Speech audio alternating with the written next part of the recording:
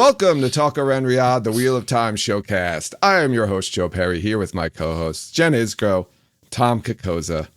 How you doing, Jen? I am doing great. I went to see Wicked today. Oh, that's right. And it was awesome. I loved it. And highly recommend. I was crying, even though I've seen the play at least twice. But yeah, it was really good. And I just want to not be on the show right now so I can go on my phone and watch Wicked videos. But I'll take a break. There'll be plenty of time for that. We'll talk about Wheel of Time. I know, I have a year until the next movie comes out. So. Oh, they're doing another movie? Oh, yeah. Mm-hmm. Yeah, it's one of those things. Act one of a musical.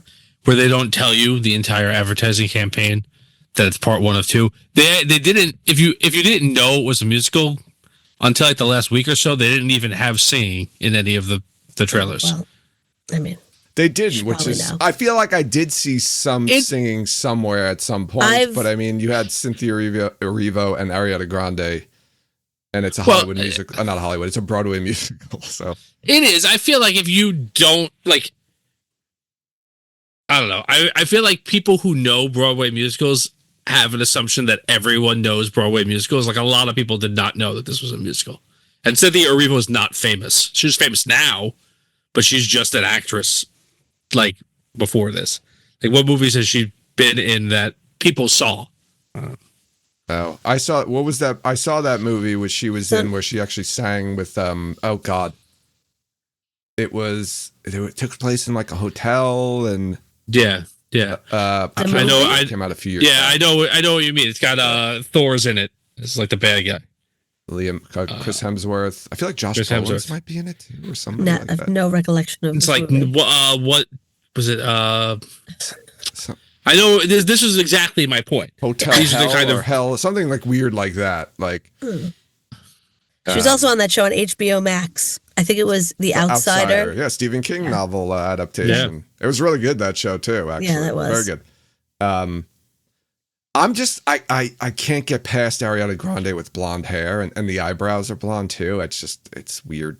I can't get past it. She's so good. I like her a lot. The more things I see her, and I like her even more. I think she's like very funny and she was excellent. Welcome to our Wicked podcast. I can't wait. Let's do it. I respectfully, I wouldn't be on the podcast. Okay, I'll get 2 more people. Don't worry about it. That's fine. I'll be on the podcast, and I won't see it at all, though, like ever. And I'll just be there asking questions about it. Well, you're missing out because it's great. I'm sure at some point You will. Might see it. No. Maybe. Never. Okay.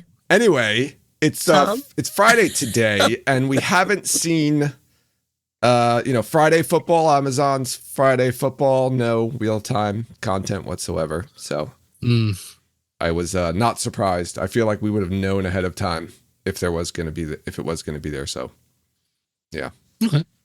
Yeah. How you doing, Tom? Me? Yeah, you, Tom. I'm fine. Great. Earlier this week. Oh, sorry. No, I guess not. You stopped talking, so I thought you were done. As Stroh said, it was an attempt at a dramatic pause, but I guess it was too dramatic or too pause. And earlier this week, I my bathroom sink was slow to drain, and like the little thing that like when you push the stopper down, the drain goes down. When you pull the stopper right, that thing like was covered in hair and snapped off. So I'm like, there's a clog. Let me unclog it. So. Monday I go, I undo the elbow into the sink. It's a big, a lot of hair, clog, pull it all out. And then I've got like a little foot long kind of snake thing. So I dig it in there. I'm getting a bunch of hair out. Okay, fine. Put it back on. No leaks, but it's still slow to drain. I'm like, I guess there's a bigger clog. We'll see. And then all of a sudden, the dishwasher in my kitchen, which is next to the bathroom, starts to back up. So apparently, in me trying to dig that clog out, I pushed part of the clog farther along the pipe, and it now caused my dishwasher to not work. So we had to have a plumber come this week. Is everything fixed? Yeah, my dishwasher is now kaputski, but the clog is been removed. The plumber said, he said that it was the biggest clog that he had seen, like leading like a main line of a house. Like he's like, I've seen bigger things like in sewers, but like just from like a sink or anything like that. He's like, I want you to feel like this is not you. You've only been in this house for 13 years. This is like decades of buildup. I was like, okay, that makes me feel better, I guess. I don't know. It was amazingly disgusting. And it just goes to show you, never, ever, ever do it yourself. Wakshohust! Thanks, Tom. No problem. We are here to continue our expedition into the unknown. Season 3 episode breakdown predictions. We have talked over the last 3 episodes about cold opens, set pieces, various characters, and I believe we are up to our last group of characters that we're going to discuss before the big finale. I'm going to attempt to throw out some ideas for what is going to happen with the group going to the Aiel Waste. And that would consist of people like Rand, Moraine Lan, Avienda, other Aiel that will meet there, potential Forsaken, and Egwene, I guess. Because we think Egwene is going to go there. Because as much as I tried to not have Egwene go to the Waste, I just couldn't think of what she would do in the tower if she didn't go to the Waste. Because I didn't want her there for the coup, because that would make no sense, although that wouldn't put it past the show. But I gave in and sent her to the Waste, as we had talked about, Tom, I think when you talked about the White Tower stuff. So I'm all in line with that. Now, we did talk already about Rand a while back, so I'm going to recap Rand real quick, and then I'll start going into some of the other characters I think that are going to be there. I just have a quick question. Sure. Are you forgetting the most important character in the Waste? Is that Hadnan Kadir? It is. Okay. No, I don't have him in my breakdown here. I just actually, your entire breakdown. But go ahead. I don't think I do. I think I might have make mention of Dark Friends. Okay. But we can add, Jen. This isn't set in stone here. This is a working project. Document. Your feedback is appreciated. So just recapping what we had originally put down for Rand a few episodes ago. So he's going to be in Falm for a little bit, learning about leadership and ruling there, right? I think we said that this is going to kind of take place of Tyr in the books, where he becomes the leader in Falm. Maybe he gets some leadership tips from Elaine. He eventually makes the decision to go to the Waste. He learns about his heritage from the Aiel on the journey to Ruidian, encounters Couladin with big machismo. I don't even know what I wrote this stuff down. Avienda is assigned to teach him about Aiel culture and sleep in Rand's tent. There's a journey to Colrock's Hold with a Shadow Spawn attack, which I think was one of the set pieces. Lanfear warns him that other Forsaken are loose and he needs to become more powerful. Lanfear threatens him to stay away from Moraine. Luring him to find objects of the power in Ruidian. I think that's more Lanfear. He's going to hear some Lews Therin voices and eventually capture Asmodean. All right. So here we go. I'm going to start off with Lan and Moraine because they are the stars of the show. All right. So starting off, and I kind of put this in order, but not necessarily. I don't remember if I really kept everything in order. I have Moraine feels the weight of her failures based on Swan conversation from season 2. That's the one where Swan says, like, you know, he's learned nothing all over this whole time. And she says, I'm going to declare him in front of the tower and whatnot, going against their plans. So she feels the weight of her failures based on that conversation and decides she's rededicating herself to Rand's destiny. Kind of saying, well, I'm not leaving his side ever. I'm going to make sure that he's on the right path and that he's progressing. And, you know, he's ready to, he'll be ready to face the Dark One at the last battle. There's going to be, I'm predicting a conversation between Lan and Moraine, kind of showing that they are all kind of back to normal, or as normal as can be, after their whole rift in season 2. We're going to get Lan teaching Rand how to use a sword. I'd like to hear some thoughts on the sword that Rand's going to have, if it's just going to be a regular sword or if he's going to get some sort of, sword from the books. Anyone have thoughts on that? Saber is an S word. Okay. Moraine's not going to be happy with Rand's decision to go to the Waste. She's going to want him to go conquer some other areas. Potentially, maybe there's mention of a Forsaken in one of the other cities, and she's urging him to go there. Lan bonds with Rand, not the channeling magical bond, but just, sharing stories and, like they do in the books. Stuff. Lan's going to share his past and talk about his self-imposed destiny of death. So I think Lan's going to open up a bit to Rand to kind of say like, hey, I kind of know what you're going through a little bit because listen to what happened to me and my family. I love you. Here's some toxic masculinity. Just take some. Can he rap it like Will Smith? No, I don't know. Now this is the story all about how left up, flipped, turned upside down. Well, if you write it, Jen. Wait, that was done already. That was one of the parodies. King of a place called Malkier. Did Lesbian Nerdy do that parody like the first year? Did she? Yeah, I think she might. Oh man, she did. Maybe I'm pulling up a memory then. Yeah. Moraine has a dream invaded by Lanfear, who warns her away from Rand and, tells her what the consequences are going to be, which is, I'm going to kill you, bitch. Moraine also learns that there are other Forsaken free. That's the first learning by the good guys that other Forsaken are free. Right, they're going to meet up with the Wise Ones. Moraine goes tete-a-tete with the Wise Ones for the most ornery woman. Moraine decides that she's going to go into Ruidian. I'm not sure why Moraine decides, though, that she's going into Ruidian. In the books, it's because she goes through the doorway, and I think they tell her to go through to Ruidian. I think, the Wise Ones, I think, say she do the Wise Ones say she has to go? Or they know she's coming? Is that what it is? I know they know she's coming. I don't think so. I think she learns that when she goes through the doorway, that she needs to go into the crystal columns, right? Because it's like a sudden, right? All of a sudden, she's like, "Oh, I'm going too," and you're like, "What? Wait, what?"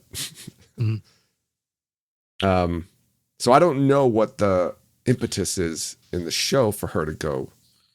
Is she just going to go to try to learn more about what's going to happen? Like she's like, "Well, I need an edge." I don't know. I think if it's anything, I think the Wise Ones are going to tell her that she has to go in. Like I think that'll be like, I think if anything needs to propel this storyline forward, the Wise Ones will dream that it should happen. Okay, it's an easy way to kind of go. Okay, we have to go here next. So while she's in the glass columns,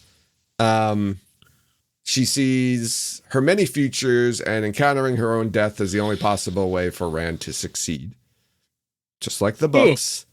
After that, Moraine has a conversation with Lan about what she saw in Meridian, and Lan's kind of in denial about that whole thing.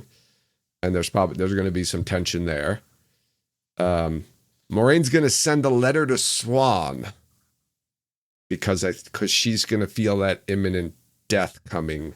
So she wants to try to, I guess, make amends or at least send some last words to Swan.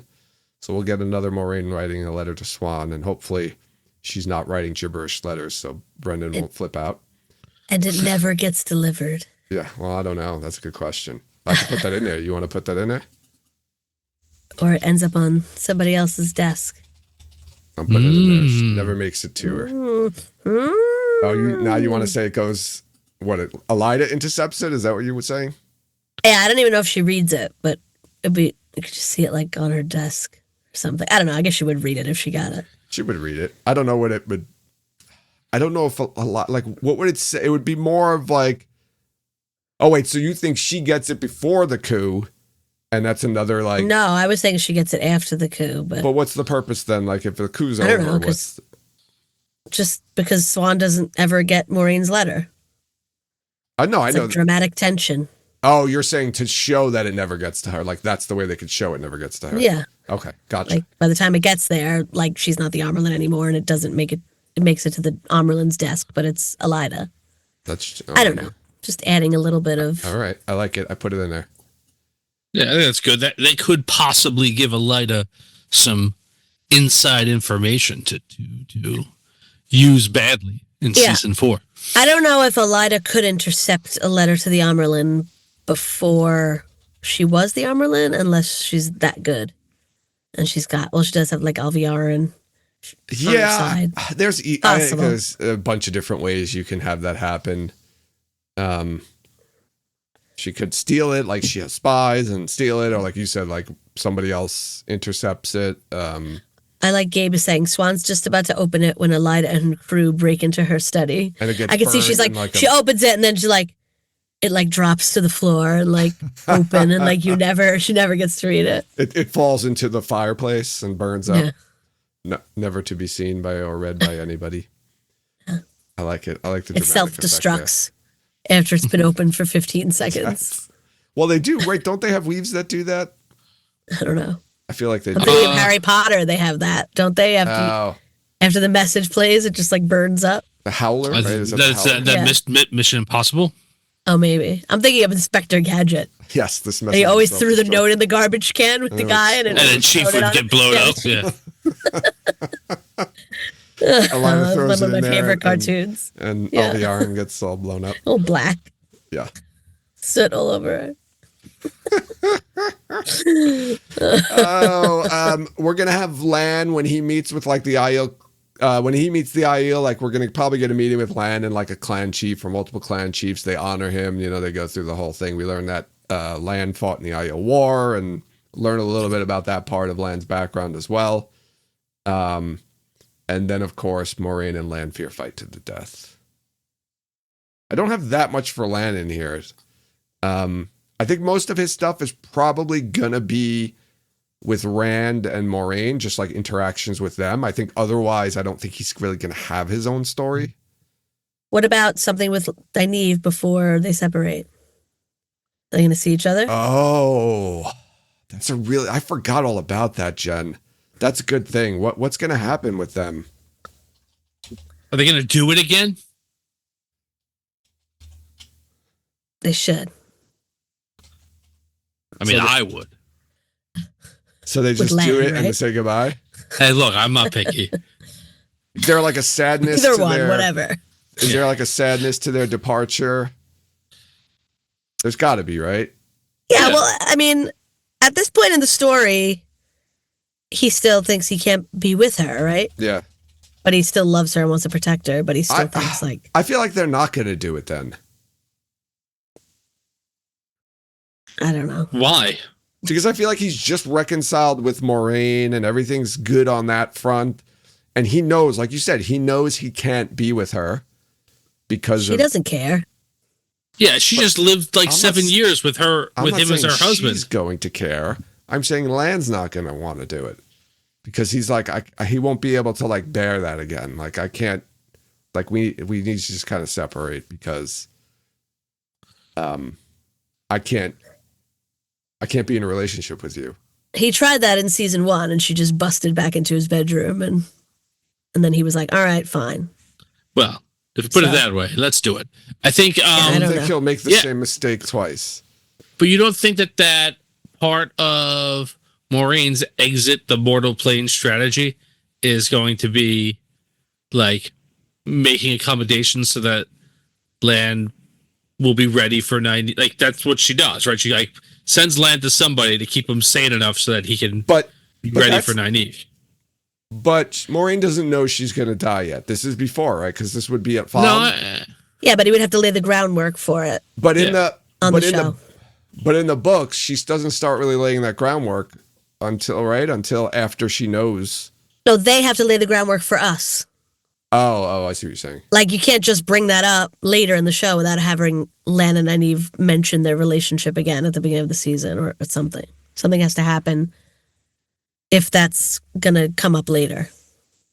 No, and I think then the scene would be that they have a conversation, and I don't know if they mutually agree that they should, like, this isn't going to happen. So let's not, kid ourselves or get ourselves all worked up about it. Let's just, I'm bound to Moraine. That's not going to change because I'm not going to break my oath. Also bound to death. Yes, and he's also bound to death. So if Moraine ain't going to kill him, the blight will. But yeah, I do think there's going to be some. I think even if it's just something like that, where there's this conversation about it not happening, and Nynaeve saying like, "I don't care about any of that. I know you're my man, and one day you'll figure it out too." Okay, so it leaves it like Nynaeve's like, well, she's not going to accept that, but right. Okay. Like, that's one of Nynaeve's drives to be a full Aes Sedai. Okay, but Lan's like, well, I gotta go, and you gotta go back to the tower. So goodbye. Forever? Question mark. Anything else you think of with Moraine and Lan? No,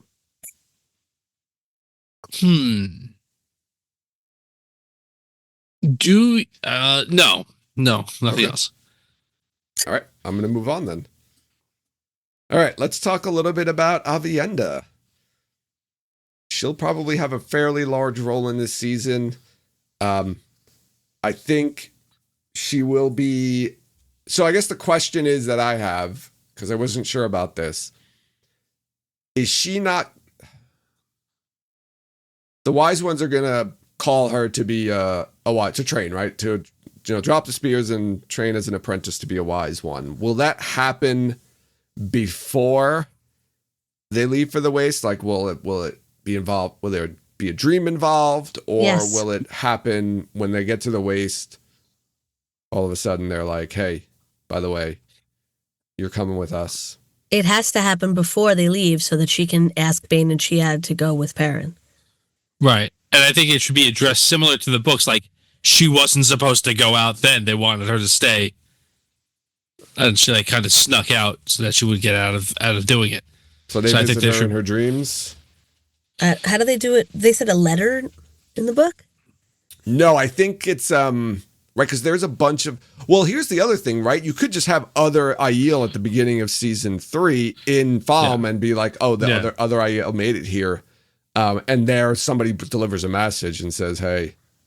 They're looking for Or you. there's a wise one as part of them, and they say, hey, we're going back to the waste. Right. Get it. Come here. Come on. Which way do you like the best? I don't know. If they're gonna, I don't think they're gonna visit her in her dreams. So no dream. 'Cause that's like gonna be an egg. They can't visit everybody in their dreams. It's too much. All dreams all the time. Everyone's asleep. I like the idea of like other Aes Sedai being like, "What are you doing here? They're looking for you." Other Aes Sedai? I'm sorry, other Aiel. Okay, so other Aiel bring message. Okay, you've been summoned back to the waste to train as a wise one, and then she decides, Bane and Chiad, I can't fulfill my vow to Perrin, and they say, well, we'll take care of him. We'll watch over him for you.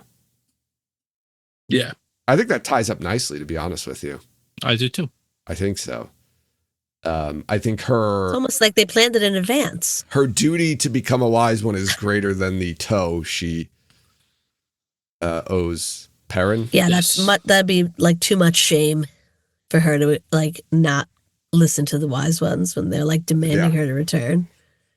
They're like, we don't care about your toe to this wetlander. Yeah, right. He doesn't even follow G.A. Toe. Right. And then she's like, okay. Right. And Bane and Chiad are like, well, we'll keep an eye on him for you. I like it. Let's do it. I do too. Put it in there. Lock it up. She is assigned by the wise ones to teach Rand the Aiel ways. This is a great opportunity for lots of exposition about who the Aiel are and their culture and their history. So I think that's perfect in here. It's a built-in mechanism for exposition. Mm-hmm. She falls in love and sleeps with him. Putting that in season 3. I don't know what your thoughts are about that. I'm going to pause there. Do you want... Did she speak to anybody about watching Rand previous to this? Well, I don't think so, because we talked about this last time about Elaine. Well, it might have been... No, it was last week. About Elaine not becoming friends with Avienda, at least yet, or in this season at all.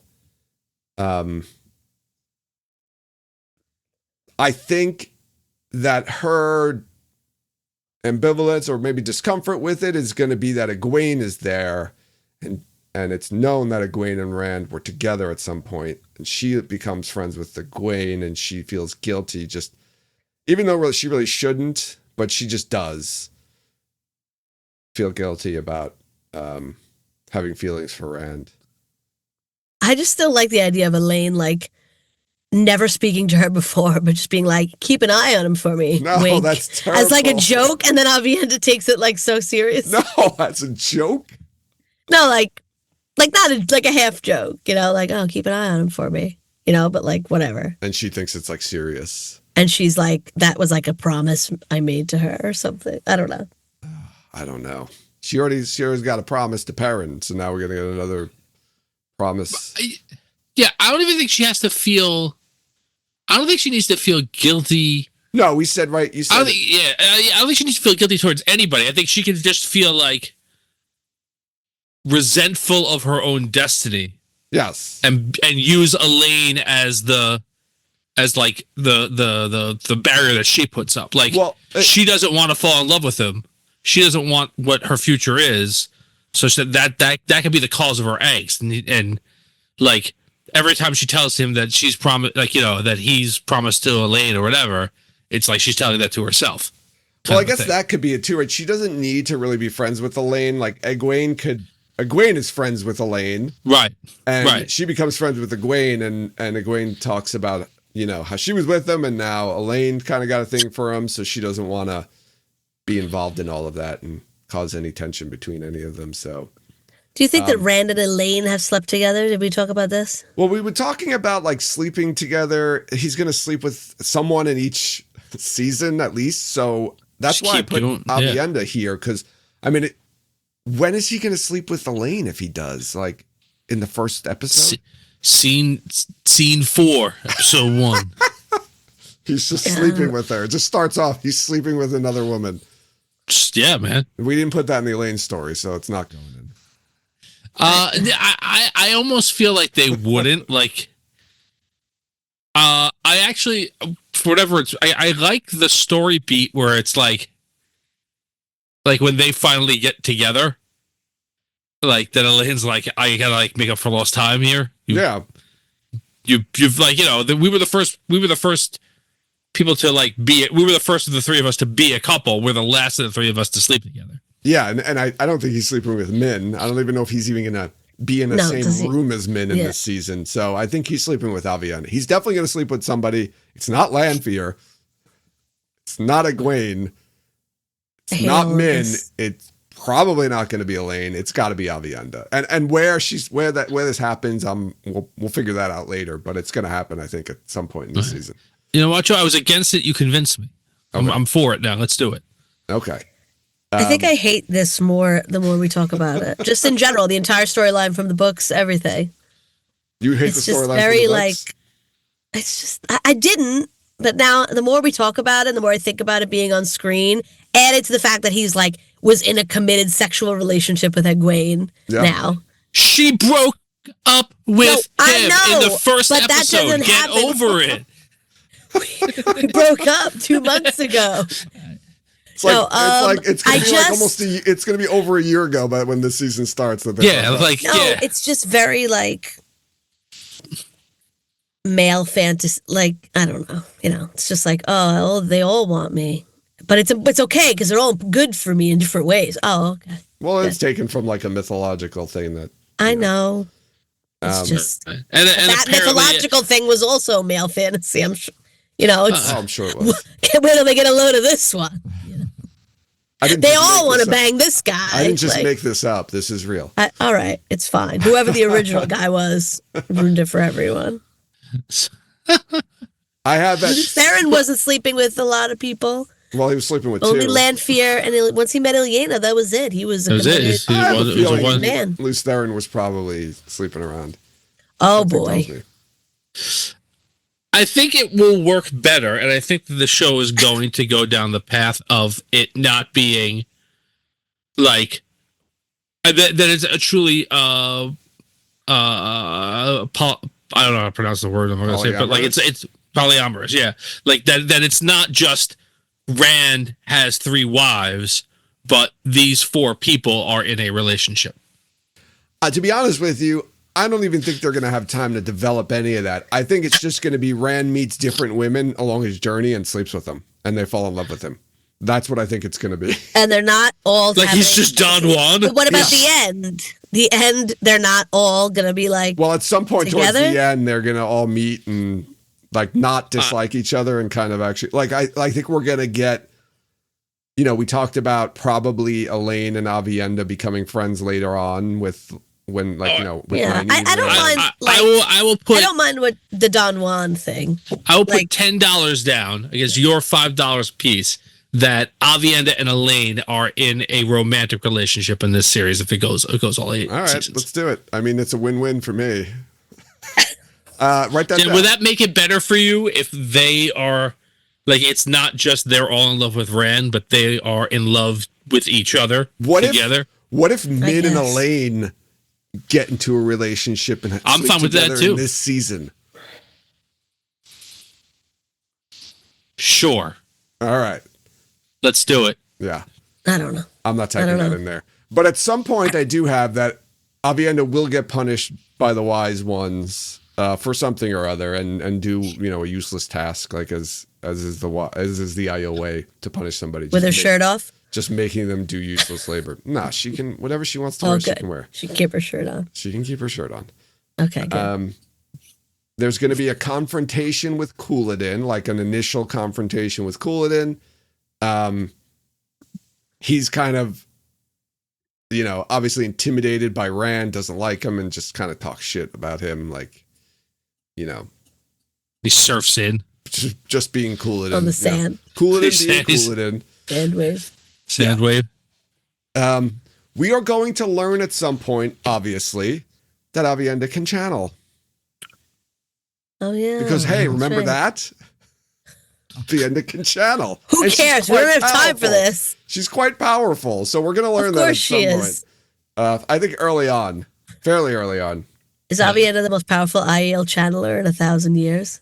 She is pretty powerful, right? Is she the most? Yeah, it's powerful. Because isn't Amis very powerful too? I don't remember if she's as powerful though as Avienda. I don't know. Avienda's as powerful as Elaine, right? Yeah, which is like very, very strong. It's not naive, forsaken level strong, but it's very strong. Yeah, so we're gonna get that in there. We're gonna get some Avienda channeling. Strong with a small pony. Yeah. Avienda is going to begin her Wise One training, reluctantly, giving up her spears. We're going to get probably a dramatic scene of that. I'm going to say Avienda and Egwene at first do not like each other. There's a little tension with Rand because of Avienda's feelings starting to stir up, but like we don't know it yet.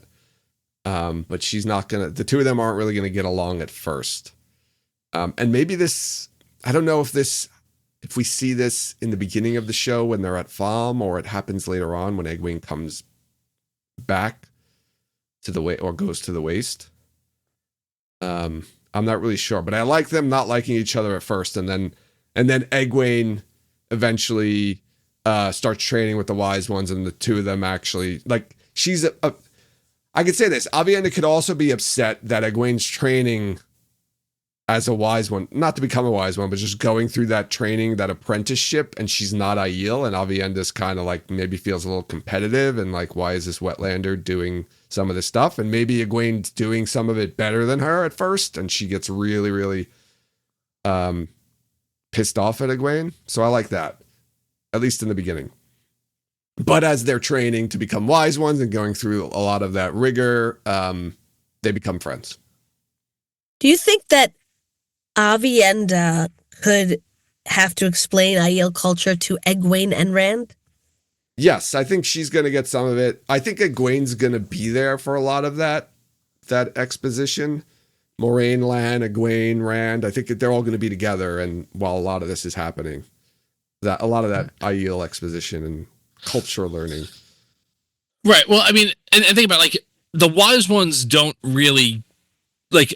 That's not why Avienda is assigned to Rand. Avienda is assigned to Rand because she's pretty and they want Rand to fall in love with her, right? And they want Rand to be tied to the Aiel somehow, so they're dangling a pretty they girl also, from it, right? They do want her to teach. They do want him to know the Aiel culture and learn They it. do, Because they but like, I mean, because they know like the people won't accept him unless he's at least, he's got a pass for somebody who at least is Aiel. And if he goes there not knowing anything, then nobody's going to follow him. Yeah, but they could have done it themselves. That's what I think but you're they don't saying. wanna Like, do let's it. pick the They're hottest busy. girl that's here. Yeah. So I like a was 2 saying, for like, 1. like I think I like the idea that like almost to expand her role or to not make it like blatantly sexist or whatever. Like, hey, you're gonna teach both of these wetlanders, like making that her assignment in the show. Yeah. But that does change the wise one's secret planning. Yeah. So after Avienda does sleep with Rand, she's gonna feel guilty and tell Egwene about it, and I'm gonna have the two of them fight, like a fist fight type of fight. Egwene and Avienda? Yeah, cat fight, bit of a cat fight. No. Yeah, we're getting a cat fight. Why would they fight with their fists when they could channel? No, because it's too primal. Why would they fight with their fists? Because it's not even a fight. Avienda just kick the shit out of her. Yeah, or Egwene would just blow her up. No. There's a little fist. Wait, there's a little fight. I have a question. You went past the sleeping together part. Yes. This isn't happening in an igloo. No igloo. Sorry, buddy. Okay. Sorry, everybody. It'll be in a tent. It'll be in a tent. In a what? In a tent. In a what? In a twent? In a twent. In a tent? Yeah. She's sleeping in the... What about teepee? Right? She's sleeping in the tent with him, remember? Because she's keeping an eye on him and she sleeps in the nude. There's that whole scene with them in the books where I think he wanders in while she's getting down for bed, right? Or something. Or she comes in after he's in there and she's like getting changed or something or doing something. He walks in and then she like panic travels. That's the igloo that's scene. the igloo scene, though. But I think you're talking about a different scene? I think. There's a scene where he's in the tent, he's laying down, and she gets in, and like he can tell that she's undressed, but he's not looking. Yeah. Oh gosh. And he's just like, oh, she's naked next to me. Calm down. Yeah. I could cut out the fight of Avienda and Egwene. I don't. It doesn't land for me. Okay. But she does tell Egwene about sleeping with Rand. But why is Egwene mad? Is Egwene still wants him? I don't know. She just like her immediate feelings are anger. I don't know. But then after they fight, they all laugh over it. I don't like it. No, they fight and clothing starts getting ripped off. I was just gonna say it, but I didn't want to be the one who keeps saying shirts come off. But I know that's what you were going for. Nipples get tweaked. Joseph. All kinds of. Then they don't even bother putting them back on. They just like sit around, in the sweat tent. At that point, they have their clothes off already. So yes, they might as well stay nude. Yeah, just keep tweaking nipples. Bosoms. Yeah. Oh my god. Well, whatever. Avienda does tell Egwene about sleeping with Rand. We're gonna get a scene of that. Whether they fight or not. Just trust me, all right? Whether they fight or not it's a wish, right? Maybe it's a pipe dream. Okay. All right. Avienda eventually, at the completion of her training, when she's ready, goes into Ruidian to the glass columns and sees her future with Rand. Now, this is no particular order, obviously. Like she might not sleep with Rand until after that happens. That has to happen first, I would think. Well, we'll figure before that anything out. else. It probably will. I think it won't. Yeah, I think the two of them won't sleep together until after that happens. But we can figure that out later. All right, I want to talk about the other Aiel around, right? Because we're going to be in the Waste, and there's going to be a lot of other Aiel. There's going to be Wise Ones, Clan Chiefs, Maidens, Couladin, and whatnot. Savannah? What's that? Savannah? I don't have her in here. Okay. I don't have a Savannah in here. I have the wise ones visiting Egwene in a dream, calling her to the waste to train. I'm going to say they catch her like wandering around and are like, what are you doing here? And she's like, I don't know. And they're like, oh, you seem like you're a dreamer, right? They figure out that she's a dreamer and it's too dangerous. And Egwene convinces them to train her or something like that. I don't know. And Egwene, the ambitious person that she is like jumps at it. It's like, okay, I'm getting out of here. The weird part is though, right? She's just going to leave the tower, I guess, without telling anybody. What do you think? Yeah, I don't know. I mean, it's not going to really matter. Does she leave at the same time as Elaine and Nynaeve leave? Yes. I think that's the easiest way to do it. Okay. So does Swan send all three of them, and then Egwene, like, all of a sudden is like, oh, wait, I can't go. I got to go somewhere else? Yeah. Okay. All right. I got Egwene next, so we can talk a little bit more about that in a minute. We're going to get a scene of the Wise Ones telling Rand about his parents. We definitely need that. That's going to be really important, obviously. They're going to talk about Ruidian and then the history of it. So we're going to get a lot of Aiel history and exposition and culture.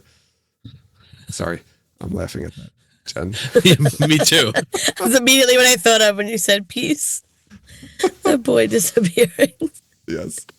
The Wise Ones are going to explain what dreamwalking is. Sorry, there's going to be a lot of exposition in this season. Egwene's going to beg to be trained. Oh, I did have it here. I said Egwene's going to beg to be trained. Wise Ones agree if she trains as an apprentice Wise One. They say, okay, well, if you want to learn about Teleran Riyadh, you need to go through the full-fledged Wise One training. And promise not to go into Teleran Riyadh unless it's part of their training and they're with her. That's going to be important part. We're going to meet Clan Chief Ruark. He's Amice's husband, so we'll have Amice and Ruark both in this season. He talks a little bit about the culture, like the warrior culture of the Aiel clan, septs, societies, all that stuff. So he's going to be part of the exposition pile-on. Couladin enters the picture as a dick extraordinaire, along with the Shido clan. He's not buying Rand. Couladin's not buying Rand as the Karn. That's obviously afterwards. Or I don't remember in the books. Do they talk about Rand potentially being the Karn before he goes into Ruidian? Doesn't Avienda call him the Karn at the end of season 2? Yeah, she does. Yeah, all right. and yeah, they send him to Ruidian, and that's when Couladin's like, "This is bullshit." Yeah, he's a wetlander. He's not allowed in there. Tries to kill him. Yeah. So so let's say it's already established that the Aiel think he's the Karn, or he's a potential Karn, and right. Couladin's not happy about that because he's like, wait, no, I'm a dick. Do you think the Couladin's just going to be like the head of? I don't know. He didn't go through. He doesn't go through. His brother is going through. I don't think they're going to do that because I feel like we're not going to see it in that same way. Although I would love to see somebody clawing their eyes out in there. But I agree, Jen, too. I don't think there's going to be no Muradin or whatever. I think Couladin's going to want to be a clan chief. So who's the clan chief for the Shido then? He's dead. Couladin's brother is dead. The clan chief died, Muradin. He just died from they whatever. Won't let him go through? He wants to go in to be the clan chief. They're like, no. He never actually goes through. No clan chief, though? I know, but he says he goes through. Right at the end. Oh, he like pastes the things on his arms. Asmodean does that for him, right? Yeah. I think Asmodean puts those on. Yeah. I like it better with like a little paintbrush. Yeah. But then I don't remember. Savannah just like takes over as like she says, "I will." I says she's the clan chief because she was his wife. Yeah, she was Muradin's wife. I don't know what happens if Savannah's going to be in this season at all. I mean. I feel like she could. I don't even know if she's going to be a character. I just picture her as like a little like a side arm candy to Couladin, like. Oh. It's Savannah. I'm thinking of something stupid, but like Christian Chenoweth. Oh, she could be. like, in Strawberry Shortcake, there's like the peculiar purple pie man, and then there's like Sour Grapes, who's just like the girl that's always with him, like posing behind him. Like, that's how I picture Savannah. Like an evil guy is just like a female like henchwoman back there. I don't know. I don't know if Savannah's going to be in this. I don't think you need her at all in the story. I think the Shido had done it to Mice Wells. I think we're hearing in chat from our illustrious friends at What Series that she probably is going to be in this show. Oh boy. Oh, they think they have all right, so let's put Savannah in here. Savannah and all her cleavage. Joe, you should be happy. I really thought it was going to be a very Savannah focused Aiel storyline for you. Can we do we make Savannah like the wife of Couladin? Because if we're not, or like, do we still need to make it? I don't understand why we. I mean, I like. Yeah, I think that's fine. I think if you're gonna cut Moradin from the story, then yeah, she's just his wife. Well, like he'll be like a mention, like he's the former clan chief. He died. And they're chiefless, and that's why. I think you make that if that's the case, then you make it the same thing that she was Moradin's wife. And she's just like, oh, you're going to be in charge now? I guess I'm your wife now.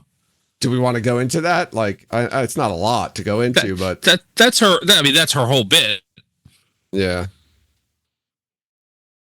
So Savannah's Couladin's brother's wife. He's dead. And then Couladin wants to be the clan chief, right? Mm-hmm. And so she attaches herself to him. Okay.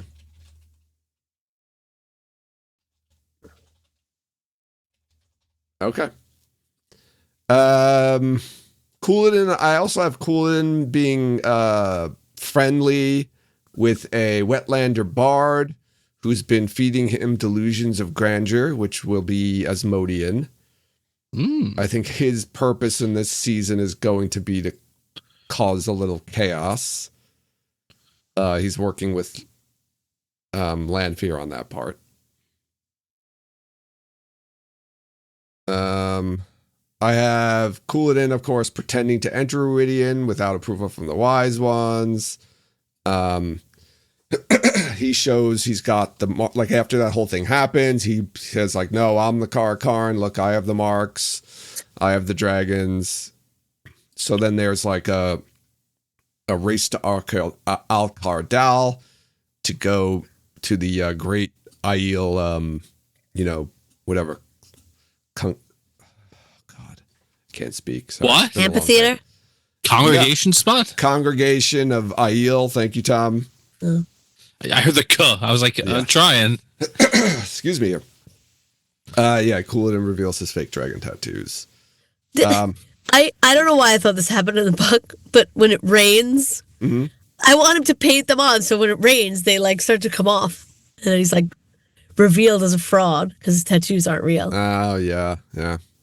Would now I feel like I thought that happened in the book, but I guess it doesn't. Now I don't have I don't think we put did I say there was a showdown between Rand and Couladin? No, just Rand and Asmodean. So I don't know, like this. What are your thoughts on, does Couladin make it through the season or? Well, okay. I think here's your. Is he gonna? Well, he's gonna have to lead the army, right? The Aiel over. Right. I think if you're gonna have Matt form the band now, then yeah, Couladin makes it through this season. He gets killed next season. Okay, so he takes the Shido. So he takes Shido and heads towards, the Dragon Wall. Yeah, I think. Yeah, forget it, Jen. That's okay. I think it might be a good twist for you to think that Couladin is the bad guy of the season, and then he just like leaves. He gets like pissed off and leaves, and then you find out like the Bard was a Forsaken this whole time. I like them not revealing that the Bard or Asmodean is Forsaken, and I like the idea of nobody knowing until Couladin all of a sudden pulls down his sleeves and has the same markings, and the audience just being like, "Whoa, what the hell's going on here? I like that. Yeah, I think I do too. I think all that's good. I think they should literally like Rand goes off, has his big fight at the end, whatever that happens to be. He comes back and the shadow just gone. Yeah. They've already gone to the Dragon Wall. There was no anything, and like it just ends with a chase. Like, you know, that's your cliffhanger. It's like, yeah, the race to the Dragon Wall. All right. Any other Aiel things? Do you think like the end of the show is like the Shido coming over the dragon? Like, yeah, people in wherever Kyrian countryside. The hot clothes. Like the wave, except now it's a wave of Shido. It's a wave of spears. Yeah, I think it'll probably even be more like it in there. Hot clothes. I think it's Rand and his Aiel going over the Dragon Wall and seeing a city being surrounded by the Shido. Yeah, and like, how does he get there so fast? It doesn't have to be fast. He's just that's the end. Like whatever. It's like if he comes back it'll just from be his like battle, whatever, like 2 weeks later. It'll fade to black, and then all of a sudden you'll see the screen come back 2 weeks later, and it shows a little girl playing out in front of Kyrian, and then just a wave of spears coming at the city.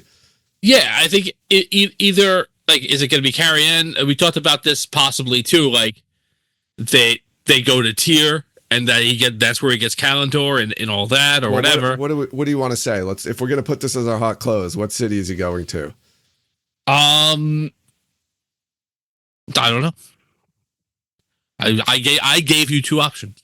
I think like Rand coming back ever. from the fight with Asmodean is like the end, and whatever's going to happen with Moraine, and then like he's like, where are the Shido? You know, I don't think we should see him catching up to the Shido or being anywhere near the Shido. I think we should just see, oh my God, they left. We weren't even thinking about them anymore. Like so much other shit happened in like episode 8 that they were like you like almost forgot about it until now you see them and people are just like, you know, going about their business. Kind of like the little girl, but maybe a farm, and they're like looking and you just see like, so we don't know where the Shadow went. They just say like, oh, they left in the night, and it's just assumed that they're just upset. No, or they just leave from the place. Don't a bunch of Aiel just like get up and leave? No, that's what I'm saying. But like, yeah. But it's not expressed to the viewer that we know where they're headed. No, it's just they left because they don't agree with they don't agree they're with Rand. staying with Huladen. And then we learn at the hot close that they headed to Kyrian or whatever city. I'm going to put Kyrian in there because I don't know. I feel like we're not going to get Tyr. I don't think. Well, them coming over the wall is not the city of Kyrian, so it doesn't really matter like where. I think it's wherever. Like it had to be. That Kyrian is just like where you come over the wall. Well, no, I was saying you're going to see a wave of spears going towards the city. Like it'll just be somebody. Oh, they'll be at the city already. I thought you were going to see them like literally coming over the mountains, like what do you into think? That's what I was picturing. What about you, Tom? What do you like for the hot? I was picturing. I was picturing the wave thing going. Yeah, I was picturing like looking down from the mountains and seeing in the distance whatever city they were heading towards. Like if you can make Kyrian. Yeah. Well, no, you see the wave of spears, but like almost like you see the wave of spears go under and in front of the camera. Like you're from behind the wave cresting, and it goes down in front of you. Oh, okay. And you see as the wave you're a is coming. Yeah, we're Shido. Exactly. Yeah. You're part of it. And as the wave's going down, it pans up, and you just see the city of Kyrian or whatever. No little girl point of view. No. They just have like a little girl's head already on like a. I guess that they already killed. It's all in the countryside. It's a wave of little girls' heads being thrown into the city. Just one, Joe. You don't have to make it so bad. Just one. Okay. Just one. It's fine. One is enough. Really. One is enough. How many little girls' heads do you need? One. Any other? I don't want to. I've got a pretty big bag here, Joe. This is like a 4-baby bag, so I can fit a bunch of little girls' heads. That's probably like heads then, right? Yeah, probably. Maybe more than that. Anything else you can think of that with the Aiel that I missed or you would like to see in this season or think we might see? The one thing I think we need to see and I don't know where this is going to be or how exactly this is going to work, but like, the audience needs to believe that these are, as to a person, the most badass, super cool, like violent, militaristic people that they're ever going to meet, so that the reveal of them being born of, pacifists is a shock, So I think something in the first part of the season has to show how super duper badass they are. So we did put in one of the set pieces a shadow spawn attack, but I think we put that at Cold Rock's Hold. But we wouldn't go to Cold Rock's Hold first, would we? We would go straight to Ruidian, and it seems like they're going to go straight to Ruidian. Well, they go to Ruidian, then they leave, go to Cold Rock's Hold, and then they go to Al Qaeda. But Tom wants the viewers to think that these are like really like warrior killers before we find out their history.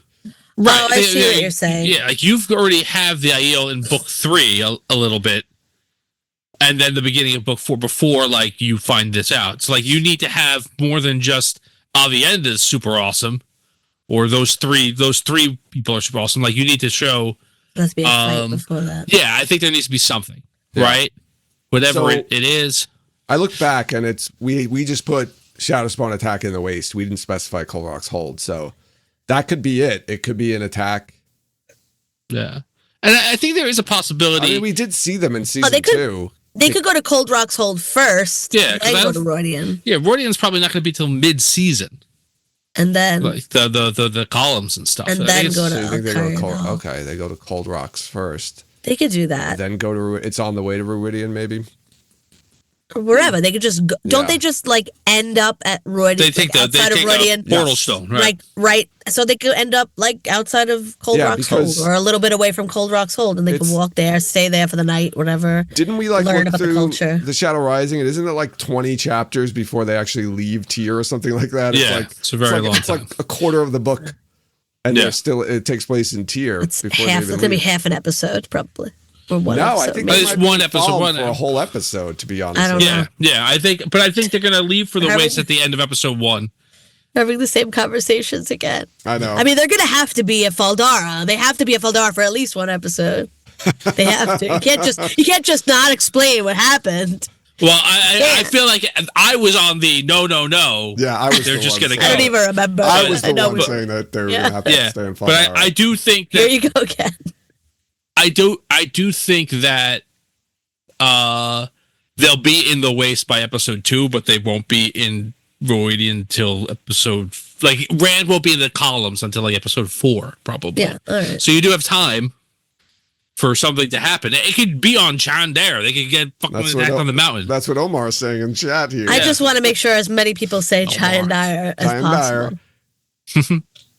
I don't know. Well, I guess we can figure that out. We just put generically that there'll be an Shadow Spawn attack on the waist. I mean, we have got they've already laid the groundwork for the Aiel or badass warriors, right? Because we get the whole with the White Cloak scene, right? They took out all the we know the maidens are badass. She kicked the shit out of like a dozen White Cloaks by herself.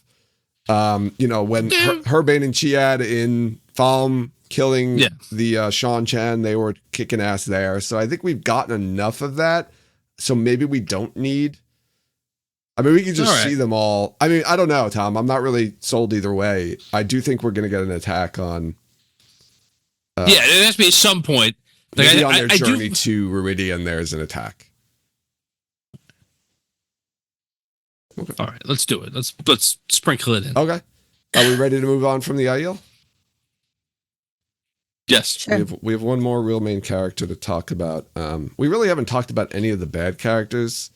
I mean, a little bit. We talked about some of them, but I mean, I don't have anything too detailed for. I didn't do anything here for Lanfear actually, so we're gonna have. Oh, that's what I thought you were gonna say. Yeah, I didn't do anything for I have Lanfear interacting with people in their storylines, so I didn't really do a whole separate thing for her. But we can talk more about her if you want. After we do Egwene. Egwene is given a dream Tirangriel by Swan because of some indication that she is a dreamer. Mm-hmm. Egwene's going to go through her accepted test. I think we've all been convinced of that. She's going to play around a bit and tell her Riyadh and stumble upon the wise ones, and they're gonna tell her like to come to the waist if she wants to learn about how to control and dream and all that stuff with Teller and Riyadh. I think we talked about this last week, right? That she travels through the waist. Through Teller and Riyadh. Tom, this was part of yours, right? Right. Now I'm adding some of this because we haven't had any of this yet, but I think she's gonna get some channeling training with Maureen while they're in the waist. And then she's gonna share some info with Maureen about what's been going on in the tower. Like, or Maureen will question her about like when she first gets there. I think there's going to be some of that. Like Maureen's going to probably say, well, you know, you should be training. You should be at the tower training. So I'm going to train you while we're here. And then she's going to try to like get some information about what's going on in the tower. And that's when Maureen's going to learn that Elida's there. She went back to the tower. And she's concerned. Maybe that's when she writes her letter to Swan at that point. I don't know. But I think it's probably not going to be till after Maureen goes through the glass columns in Meridian. But either way, Egwene trains in Teller and Riyadh with the wise one. She promises not to enter in, to go there without them. She spends time with Aviendha as an apprentice. They commiserate with the harsh training. She learns some of the ideal customs from Aviendha. Eventually, they become friends. Egwene, of course, breaks her promise and starts snooping around in Teller and Riyadh, where she meets up with Elaine and Nynaeve. So here's what I'm thinking. I think we're going to get, when Elaine gets the Dream Tirangriel, she's going to realize that she can, at some point, I guess she realizes that she can go in there without the Tirangriel, so she gives it say the wise ones say, don't bring that. You don't need it. Yeah. You know, that's it. Yeah. So she gives it to Elaine and Nynaeve so they can still be in communication with each other. Mm-hmm. They say, you use this to get into the dream world and I'll, do my way and we'll meet up and we'll talk about what's going on. So she's going to break her promise to the wise ones and start snooping around in Teller and Riyadh and meet up with Elaine and Nynaeve. And they're going to try to spy on some of the Black Aja in Teller and Riyadh. Now, I feel like we're going to probably get Moghedien in this too. Like maybe she's spying on them or something like, something like that. Like we're going to learn that she's also wandering around in Teller and Riyadh as well. And she knows what they're up to. I also have them stumbling upon, or at least Egwene stumbling upon a Forsaken tea party. Okay, I was going to ask you, you're going to have the awesome scene of like somebody watching Moghedien watch the tea party. yes. Right. It's Perrin, I think. Perrin, I think, right? Perrin and Hopper. No, is it? I thought it was Brigida and Nynaeve. Oh, maybe I don't know. Maybe I feel like Perrin's the one who overhears. Oh, it's Perrin and Brigida. All So right. we're half right. There we go. So I think we're gonna get, instead of Perrin, I think we're gonna get Egwene, unless maybe it's Egwene and Perrin, but who knows? But there's definitely gonna be. I think Egwene's definitely gonna be there. And in that meeting, I think Samael's gonna be there, and we're gonna learn that Samael is in Camelin. Because I think right, what would you call him? Yeah. Samveen or Ramael? Ramael, right? Yeah. Ramael. Right, so Samael's going to be in Camelin. I don't even know. I don't know which one. Samael's going to be in Camelin. They're going to learn. He's going to be at the tea party, and they're going to learn about that. Which kind of will coincide with Matt when he goes to Camelin, maybe, or they'll happen around the same time, so we kind of get a little easier to make those connections. Egwene warns Rand of what she learned about the Forsaken. She eventually admits to the wise one that she broke her promise and does her penance. And that's as far as I got with Egwene. I can't think of like a good, like where her story goes by the end of the season. I'm not really sure about that. I could just, maybe she finishes her training and that's it. She breaks, but I don't know. I don't have like an ending to her story in season 3. She really doesn't do anything at the end of The Shadow Rising. No, she doesn't. But I feel like they're going to give her some sort of closure at least till the end of this, for the end of the season. Yeah, she has to do something. Well, do you think that the Moraine Lanfear scene is going to happen? Yes, because then she'd be involved in that. That's true. Aviendha. But I don't know how that fits into the fight with Asmodean and everything. I don't know either. Yeah, this is the one thing that I think that, like, does the fight with Asmodean happen first, or does it happen after, or does it happen at the same time? Like, they're having that fight, and Maureen and Lanfear are having a fight, and Rand almost doesn't even know. Yeah, no, I think we talked about this a little bit before. Right. It is because the benefits of having the Rand and Asmodean, Rand capture Asmodean, that whole part happened a little earlier on, is that we can get him training Right. this season. So maybe it's like, I don't know, episode 5 or 6 that happens. But then again, like, you would think that might be the climax of the season for Rand is. But I guess maybe Rand doesn't really have a climax. Maybe it's Perrin, and then I know they said this is the Rand and Perrin season, right? Rafe said that. Yeah. But no, I'm pretty sure these are Perrin and then Maureen and Lanfear. No, I wouldn't and be. the girls in Tanchico. I'm thinking it might be the opposite, man. I'm thinking now, just because I do think this is like, again, taking a step back from just storyline stuff, but like, if this is Rosamund's last season for a while, and she's passing the torch of, you're the lead of the show now, kind of a vibe, like, that might happen at the beginning of episode 8 or in episode 7 or whatever. Like, Maureen and Lanfear? And that they're not involved for the end. And Rand has to do whatever that happens at the end. He's got to do it on his own. So is he the one then that kind of puts that shield on Asmodean, only allowing him to trickle its Rand shield? Yeah. Okay. All right. I'm okay with that, I think. So Egwene doesn't really get a big closure to this season because this season really is going to be focused on her. No, and you can have the same thing. The reason she's not involved in the climatic battle is because she's involved and gets knocked out in the Lanfear battle. Right? Yeah. You can even have like, well, she tries to go after the Lanfear first, and Lanfear like doesn't fuck around like Ishii did, and just, you know. But the climactic battle would be just Rand and Asmodean, the two of them. They would, like, I would imagine, like, it's something like the books where he teleports away and Rand goes after him. Yeah, they go back to them, to just fight in Meridian. So Egwene wouldn't be involved in that anyway. Yeah. All right. So that's it. That's Egwene. Now, I don't have really much. I don't have anything with Lanfear, so I don't know if we want to put some Lanfear stuff in here. No, I think we talked about Lanfear. I mean, the way we talked about Lanfear, about her like kind of impacting other people's storylines, is what she's gonna be used for in this season. Is there any other interactions with, like, we didn't really talk too much about, we talked a little bit about Margeddon too. I guess the only other thing is, like, I put the Forsaken Tea Party here, so is that the only interaction we're gonna get of the Forsaken together? In the sense of like just them like plotting and discussing things without other people being involved. What Forsaken are going to be in the Tea Party?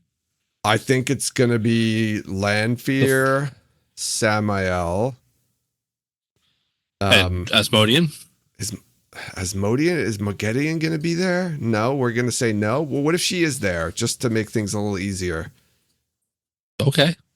Because I know she's not there. She's not part of that plotting. No, she's spying on them, and then they're spying on. Like, that's how it's like. And we get Grendel, she's like looking down. We get another Forsaken there.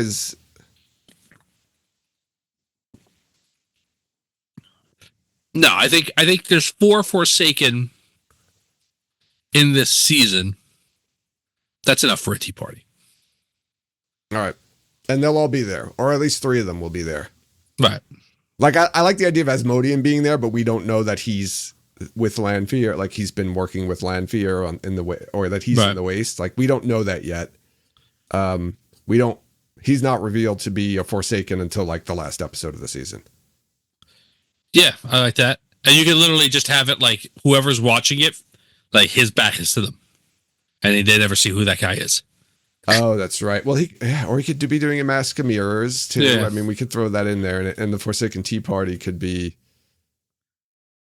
I don't know then which actor would be the real Asmodean moving forward, but I also have him possibly dying as the clock closes at the end of the season. But then that doesn't give Rand time to train. So I guess Rand's already trained. He trained for 2 minutes. He's good. I do think there's a possibility, to your point, like that Asmodean doesn't make it out of this season.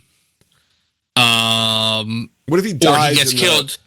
Or he gets killed in the first episode of season 4. And it's like it's a jump in time, so you know that they've been training together. Like that could be maybe in the first episode, like the two of them are training. Or Asmodean's teaching him, and then you learn that they make it like, oh, this has been going on for like a couple of months or a month or something like that, and then maybe at the end of the first episode he gets killed.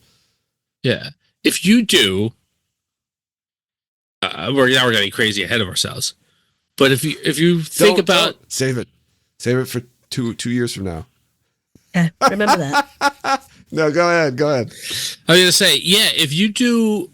Rand announces the amnesty earlier, right? And he does that in the first episode too, right? So you have Taim showing up right away. That gives people a lot of suspects for who killed Asmodean on the show. Yeah. If you kill him off in the same episode that you introduce Taim and you introduce other Forsaken and all the rest of this stuff. I like it. All right. Let's do that. All right. So then at the end of the season, okay, well, we're going to line this up in our next episode. We'll talk about the order because that's probably going to be a whole interesting discussion because we've got a lot of stuff here. Putting that in order is going to be fun. Maybe we'll do a little pre-show work. Yes. Oh, definitely. I think I'll send this out to, I'll set a podcast, but I'll send this out to all of us and then maybe we can kind of condense it and get it ready for the final episode where we put everything in order and walk through the entire season episode by episode. Love it. Any final thoughts before we wrap it up here? No. All right. I want to remind everyone to follow us on social media. You can follow us on Twitter, Instagram, Facebook, and Blue Sky. Join us over in Discord to continue the conversation there. We also post our episodes on YouTube, so go check out our YouTube page to like and subscribe. Rate and review us wherever you listen to podcasts, and check out our merchandise and Patreon pages. You can support us there. We really appreciate it. Links to all the aforementioned information are included in the show notes of this episode. Last words, Tom and Jen? By the time this episode drops, Wada Holiday will have already happened. Yes. But if you're listening to this on Monday or anytime after that, you can still donate. So go find those links. I'm sure they're going to be in the show notes or somewhere. Jen, anything else to add before we wrap this up? No, I'm good. I will say, we're going to assume, I will say this one last thing. We're going to assume that we're not going to wrap this up next week because CCXP is next week, and we're hoping that we're going to get something good there. So we'll be talking about whatever happened at CCXP next week. So it'll probably be the following episode where we actually wrap this up. So thanks everyone for listening, and you'll hear us next time.